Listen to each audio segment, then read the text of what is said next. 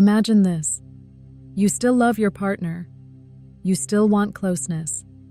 You still remember what desire used to feel like. But lately, something is different. Your body feels slower to respond. Your mind is tired before the evening even begins. Sleep is lighter. Stress is louder. Confidence is quieter. And intimacy starts to feel less like something you naturally move toward, and more like something you have to think your way into. And that is where many people over 45 make one mistake. They assume low libido is one problem. So they look for one fix, one hormone, one peptide, one supplement, one switch. But libido is not one switch. Libido is a system. It is hormones. It is sleep. It is nervous system safety. It is blood flow. It is mood. It is stress. It is metabolic health. It is relationship trust. And it is the quiet question your body keeps asking. Do I have enough energy, safety, and signal to want this?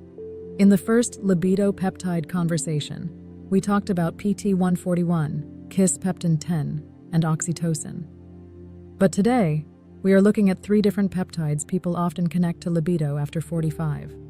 Not because they are magic romance buttons, but because they may influence different parts of the system. Gonadorelin, DSIP, and Selank. One is about reproductive hormone signaling. One is about sleep and recovery. One is about anxiety, stress, and nervous system tone. By the end of this video, you'll understand why low libido after 45 is not always a desire problem. Sometimes it is a signal problem. Sometimes it is a sleep problem. Sometimes it is a stress problem. And sometimes, the most intelligent thing you can do is stop asking, which peptide gives me desire? And start asking, which part of my libido system is actually breaking down? Welcome to Midlife Peptide Intelligence. If you are over 45 and you want calm, science-first explanations without hype, fear, or internet drama, subscribe to Midlife Peptide Intelligence. This channel is built for adults who want to feel strong, sharp, connected, and informed in midlife, without gambling with their health. Now let's start with the peptide that sits closest to the reproductive command chain, Gonadorelin. Gonadorelin is a synthetic form of gonadotropin-releasing hormone, or GnRH. GnRH is naturally released by the hypothalamus in the brain. Its job is to signal the pituitary gland to release luteinizing hormone and follicle-stimulating hormone, often called LH and FSH. Those hormones then influence the gonads, the testes in men and the ovaries in women. Cleveland Clinic describes GnRH as the hormone that stimulates the pituitary gland to make and release LH and FSH. So why does that matter for libido? Because libido is not only about attraction, it is also about baseline hormonal signaling. In men over 45, libido can be affected by testosterone levels, free testosterone, sleep quality, body fat, insulin resistance, alcohol, stress, and medications. In women over 45, libido can be affected by perimenopause, menopause, estrogen shifts, progesterone changes, vaginal comfort, sleep disruption, and nervous system overload. Gonadorelin is interesting because it does not act like a direct arousal peptide. It is not saying, feel desire right now. It is saying something much higher up. Signal the reproductive hormone system. That sounds powerful, and it is. But this is where the adult warning begins. Because anything that pushes upstream hormone signaling should not be treated casually. If you influence LH and FSH, you are not just touching libido. You are touching an endocrine axis. That means the effects can depend heavily on your age, sex, baseline hormone status, pituitary function, gonadal function, medications, medical history, and what your body is already trying to compensate for. This is not a try it and see conversation. This is a blood work conversation, a clinician conversation, a what is actually low, what is actually high, and what is the system doing conversation.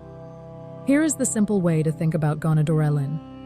If libido after 45 feels low, because the reproductive hormone signal itself is weak or disrupted, gonadorelin is one of the peptides people may discuss because it sits near the command center. But if your libido is low because you sleep 5 hours a night, drink too much alcohol, carry chronic stress, have unresolved relationship tension, or feel anxious all day, pushing hormone signaling may not fix the real problem. It may simply push on the wrong door. And that brings us to the first open loop of this video. What if your libido problem has nothing to do with reproductive hormones at all? What if your desire is low because your body is exhausted? That brings us to DSIP. DSIP stands for Delta Sleep-Inducing Peptide.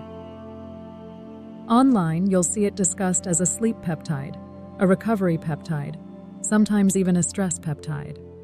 And this matters for libido, because sleep is not separate from desire. Sleep is one of the foundations of libido. When sleep is poor, your body does not just feel tired. It becomes hormonally, emotionally, and neurologically less available for intimacy. Poor sleep can worsen mood. It can increase stress hormones. It can lower energy. It can affect testosterone in men. It can worsen menopausal symptoms in women. It can make the nervous system more reactive. And when your nervous system is reactive, desire often becomes the first thing to disappear. Because from the body's point of view, reproduction and intimacy are not urgent when survival feels unstable. DSIP is interesting because it has been studied in relation to sleep, though the evidence is mixed and not as clean as many internet posts suggest. One older placebo-controlled study in chronic insomnia reported higher sleep efficiency and shorter sleep latency with DSIP, while broader summaries note that research has been inconsistent and limited. That matters, because discussed online is not the same as proven solution. The responsible way to understand DSIP is this. It is not a libido peptide in the direct sense. It is a recovery layer peptide. People connect it to libido because better sleep may support the conditions that allow desire to return. And after 45, that distinction matters. Many midlife adults are not missing desire because they are emotionally cold. They are missing desire because they are depleted. They wake up tired. They rely on caffeine.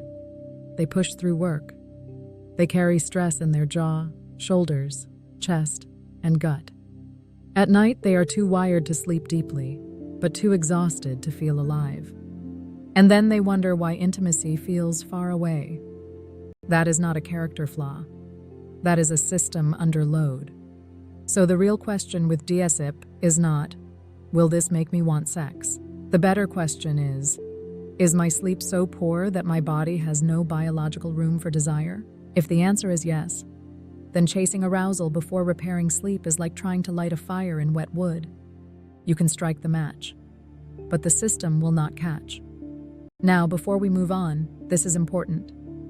If you snore heavily, wake up gasping, feel exhausted after a full night in bed, or have high blood pressure, do not skip over sleep apnea.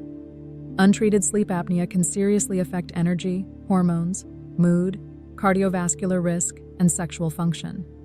A peptide is not a replacement for proper sleep evaluation. This is what midlife intelligence means. You do not chase hacks while ignoring the foundation. You build the foundation first. But what if sleep is not the biggest issue either? What if your body is not tired? It is guarded. What if desire is not gone? It is buried under anxiety. That brings us to Selank. Selank is a synthetic peptide related to tuftsin, and it is most often discussed in relation to anxiety, stress resilience, and cognitive emotional regulation. This is where libido gets much more human, because low libido after 45 is not always about hormones, and it is not always about sleep. Sometimes the body does not feel safe enough to want. Maybe you are anxious. Maybe you are overwhelmed.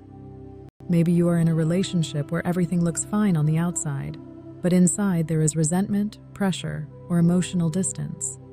Maybe you have spent years functioning, caring, working, providing, managing, and surviving. And your body has learned, Intimacy is one more demand. That is not low desire. That is nervous system protection. Selank is discussed because of its potential anxiolytic effects. Some research has explored its relationship with GABAergic mechanisms, and clinical studies cited in the literature have described anxiolytic effects, though the research base is not the same as large mainstream medication trials. So again, we need the no-hype lens. Selank is not a romance peptide. It does not repair a relationship. It does not erase trauma. It does not replace therapy.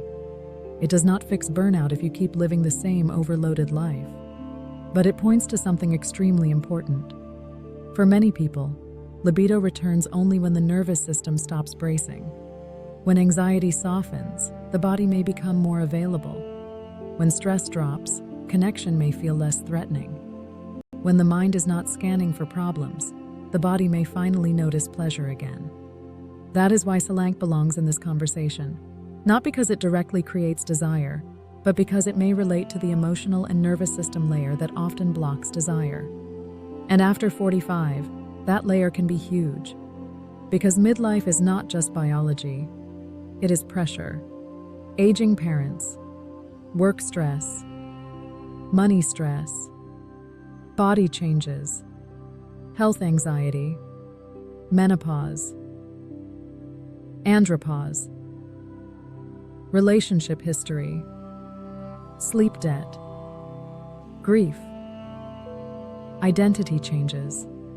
The question is not only, what hormone is low? Sometimes the question is, what has my nervous system been carrying for years? Now let's put these 3 peptides into a clean model. Gonadorelin is the reproductive signal layer. It sits near the upstream hormone command chain. People discuss it when they are thinking about LH, FSH, testosterone, ovarian signaling, and the reproductive axis. DSIP is the recovery layer. It is discussed around sleep and recovery. People connect it to libido because poor sleep can destroy the biological conditions that desire depends on. Selank is the stress regulation layer. It is discussed around anxiety and nervous system tone. People connect it to libido because anxiety, pressure, and emotional guardedness can block desire even when hormones look normal. That is the model. Signal, sleep, safety. And if you understand those 3 words, you understand more about libido after 45 than most of the internet. Because the internet keeps asking, what peptide boosts libido? But the intelligent question is, which layer of the libido system needs support? If your reproductive signaling is off, you investigate hormones. If your sleep is broken, you investigate recovery. If your nervous system is guarded, you investigate stress, anxiety, and emotional safety. And if all 3 are involved, then no single peptide will carry the whole system. Now here is where we get practical. Before anyone over 45 thinks about libido peptides, there are basic questions worth asking. How is your sleep? Not, do you spend time in bed, but do you wake restored? How is your stress? Not, can you function, but does your body ever feel safe? How is your metabolic health? Blood sugar, body composition, alcohol, movement, cardiovascular risk. These matter. How are your hormones? Not guessed from TikTok. Actually measured and interpreted properly. How is your relationship? Is there safety, affection, repair, communication, and room for desire to exist without pressure? How is your medication profile? Certain antidepressants, blood pressure medications, hormonal treatments, and other drugs can affect libido. Do not stop medications on your own, but do discuss side effects with a clinician. And finally, are you expecting a peptide to solve a life pattern? Because that is where many people get disappointed. A peptide may create a signal, but if the system is exhausted, inflamed, anxious, sleep-deprived, or emotionally disconnected, the signal has nowhere healthy to land. That is why the safest, smartest approach is not hype. It is mapping. Map the problem before you chase the molecule. Now let's recap this without the noise. Gonadorelin is connected to the reproductive hormone signal layer. It may be discussed when someone is thinking about LH, FSH, testosterone, ovarian function, or upstream endocrine signaling, but it requires medical oversight, labs, and context. DSIP is connected to the sleep and recovery layer. It is not a direct desire switch, and the evidence is limited and mixed. But the reason people discuss it is because sleep is one of the biggest foundations of libido after 45. Selank is connected to the anxiety and nervous system layer.